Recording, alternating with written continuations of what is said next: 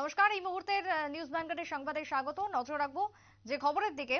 আজ ভোট প্রচারে বেরিয়েছেন বিপ্লব দেব। যদিও প্রত্যেকটা দিনই তিনি ভোট প্রচারে রয়েছেন ময়দানে, সেই জায়গায় আজকে বিশাল করে দাঁড়িয়ে তিনি বক্তব্য বা মন্তব্য করেছেন জিতেন্দ্র চৌধুরীকে দয়া করেছে বিজেপি, বা জিতেন্দ্র চৌধুরীকে একেবারে কোট আনকোট দয়া করলো বিজেপি। এই বক্তব্যই বিপ্লব দেব, পশ্চিম আসনের প্রার্থী।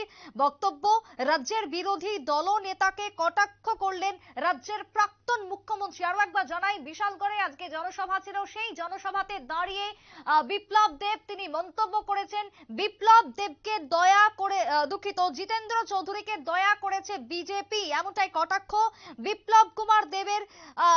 সেই উত্তরে বিরোধীদের কি মতামত, এই মুহূর্তে সব থেকে বড় প্রশ্ন। তবে বিপ্লব দেবের যে বক্তব্য উঠে এসেছে বিশালগড়ের জনসভা থেকে, শোনাবো। জিতেন চৌধুরী এখন উনি অপোজিশনের নেতা হয়েছেন আমাদের দয়ার কারণে, আর সাফরুন থেকে বিধানসভা ইলেকশনে জিতেছিলেন মহারাজ প্রদ্যোৎ কিশোর মালিকের দয়ার কারণে।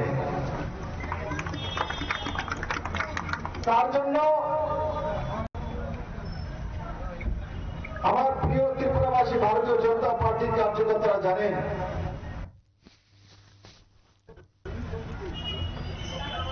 জিতেন চৌধুরী এখন উনি অপোজিশনের নেতা হয়েছেন আমাদের দয়ার কারণে, আর সাফরুন থেকে বিধানসভা ইলেকশনে জিতেছিলেন মহারাজ প্রদ্যোৎ কিশোর মালিকের দয়ার কারণে। তার জন্য আমরা শুনলাম বিপ্লব দেব কি বলেছেন। সেই জায়গায় এই মুহূর্তে টেলিফোন লাইনে রয়েছেন বিরোধী দলনেতা জিতেন্দ্র চৌধুরী।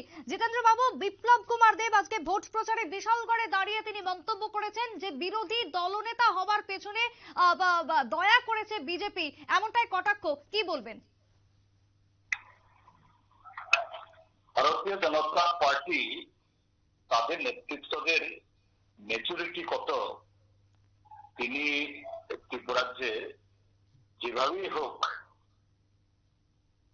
4 বছর মুখ্যমন্ত্রীত্বের পদ অলঙ্কৃত করে গেছেন, এখনো রাজ্যসভার সদস্য আছেন।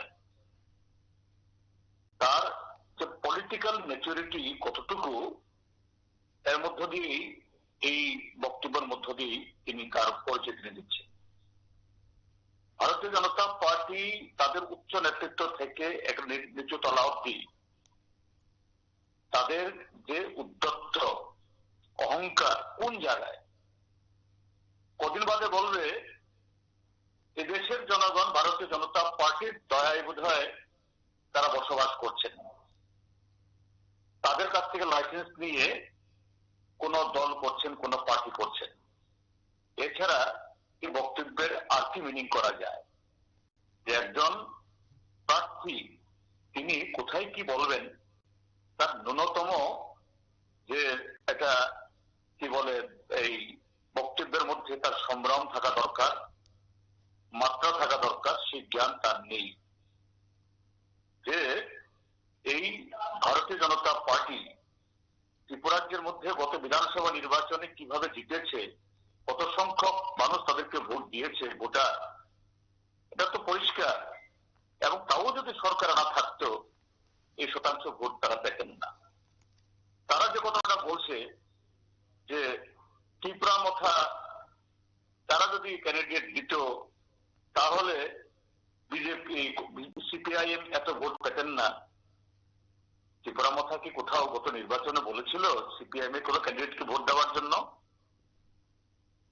এরকম কোন ভিডিও ক্লিপ বা এরকম কোন বক্তব্য, এরকম কোন লক্ষ্য আছে কি? বরঞ্চ সাবরুমে যেখানে আমি প্রতিদ্বন্দ্বিতা করেছি সেখানে ত্রিপুরা মথার ক্যান্ডিডেট ছিল না, ক্যান্ডিডেট দেওয়ার মতো লোক ছিল না। এরকমই যদি ত্রিপুরাজ্যের 22টি অসংরক্ষিত কেন্দ্রে যদি ত্রিপুরা মথার ক্যান্ডিডেট না দেওয়া হতো, যেখানে তাদের জেতবার 1% সম্ভাবনা ছিল না, সে সমস্ত এই 22টা সিটেই সিপিআইএম বা কংগ্রেস দল যারা এই সিট আসন ভাগাভাগি করে করেছে, সেখান থেকে 22 জন যে বিরোধী প্রার্থী তারা জিতে আসতেন। এটাই হলো বাস্তবতা। কাজে এটা না বলে আবুল তাবুল বলে তাদের যে এই কি বলে দেউলিয়াপনার তার প্রকাশ তারা করছেন। একেবারে অনেক ধন্যবাদ জিতেন্দ্র বাবু আপনাকে। ধন্যবাদ। আমরা কথা বলছিলাম, এই মুহূর্তে টেলিফোন লাইনে ছিলেন জিতেন্দ্র চৌধুরী, বিরোধী দলনেতা, এবং তিনিও তার উত্তর দিয়েছেন। অর্থাৎ একদিকে বিপ্লব দেব তিনি প্রচারে গিয়ে বিরোধী দলনেতা হওয়ার ক্ষেত্রে বিজেপি দয়া করেছে এমনটাই কটাক্ষ তিনি করেছিলেন। তার পাল্টা প্রতিউত্তর আমরা শোনালাম জিতেন্দ্র চৌধুরী রাজ্যের বিরোধী দলনেতার বক্তব্য থেকে। সংবাদ এখানেই শেষ করছি। পরবর্তী নিউজ আপডেট দেখার জন্য চোখ রাখবেন শুধুমাত্র নিউজ ভ্যানগার্ডের পর্দায়। নমস্কার।